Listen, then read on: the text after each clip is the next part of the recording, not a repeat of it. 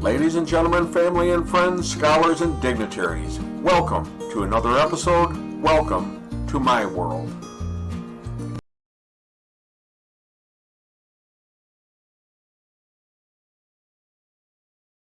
Hello, friends. So, as the outside temperatures fluctuate with the seasons or even within any given day, so too our own emotions change depending upon the circumstances. And as the outside temperatures spike, again, our own temperatures can spike as well. In fact, it's well known that hot summers themselves often cause hot tempers. We can become angry, depressed, hurt, or rejected, and well, here's the kicker. We can respond accordingly. And unfortunately, too often we respond in an emotional attack. One of the greatest problems I've seen time and again is poor emotional control. The set of social skills needed for self control, especially for emotional control, is one of the greatest skill sets you can develop and will serve a person well all through life in school, work, marriage, in all friendships, and within society, your community at large. Did you ever scream, holler, argue, or curse, and then were sorry or even embarrassed afterwards? Did you ever wish that you had never said those things? Did you ever feel the remorse that comes from crossing that line and saying something that hurt someone else, especially someone you love or admire and would never hurt? As importantly, did you ever have your anger or rage backfire on you, creating yet more problems? Feelings are very real and very human, and occasionally they become intense and very powerful. The key is to control our feelings so they do not control us, so they do not control our thoughts, words, attitudes, and especially behaviors. The key is to always act, not to react. Do not react emotionally to tempers, to provocation, to threats, or to anger, or allow your pride or righteousness to react in a way that hurts, taunts, or provokes others. By consciously deciding to manage our emotions in a proactive way, we prevent them from interfering in a negative way or in a way which compounds or creates problems or in a way that causes embarrassment for us. Everyone has feelings, and many times we experience them intensely, including anger, anxiety, grief, or depression. Most people experience normal and mild mood fluctuations, the minor mood swings, rather than the pathological levels needing treatment or medication. Most often, these mood swings are when someone is experiencing a more emotional or hypersensitive circumstance or something that they're not prepared to handle. As often, they can be from a hot button issue for a person.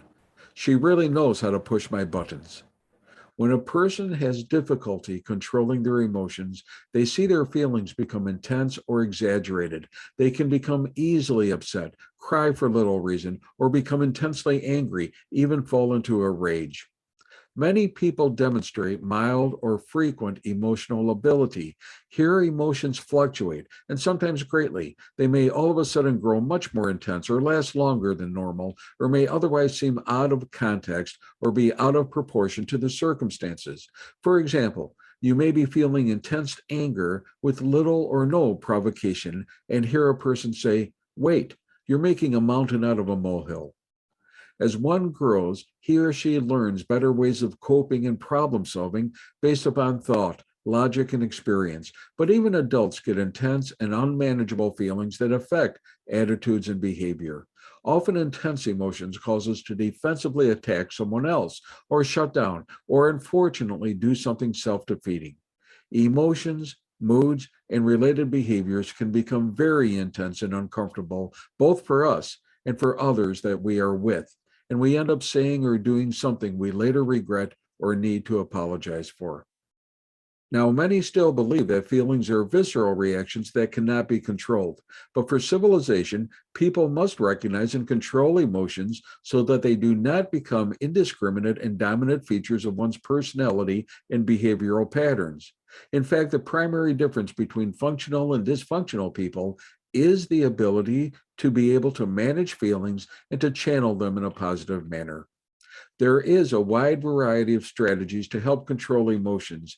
These include relaxation and breathing techniques, learning better communication styles, meditation techniques, yoga, learning better problem solving methods, physical exercise, prayer, and religious practices, hobbies and recreation, and even changing one's environment.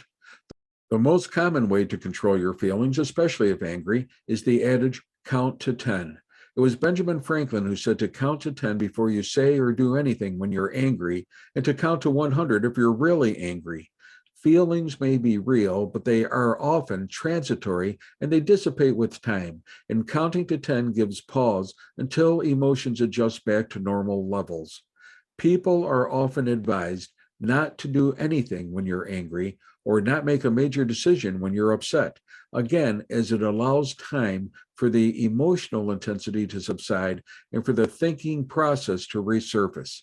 In the vast majority of cases, feelings such as intense anger, for instance, do subside, especially if you don't feed into them. And so a good idea is not to say anything for 1 or 2 minutes until the emotion subsides and you have had a better chance to reflect upon the situation and your forthcoming response.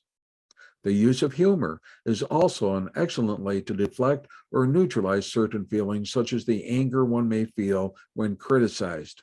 It's almost impossible to have two primary emotions at the same time, and if you're laughing, it's hard to stay in an angry state.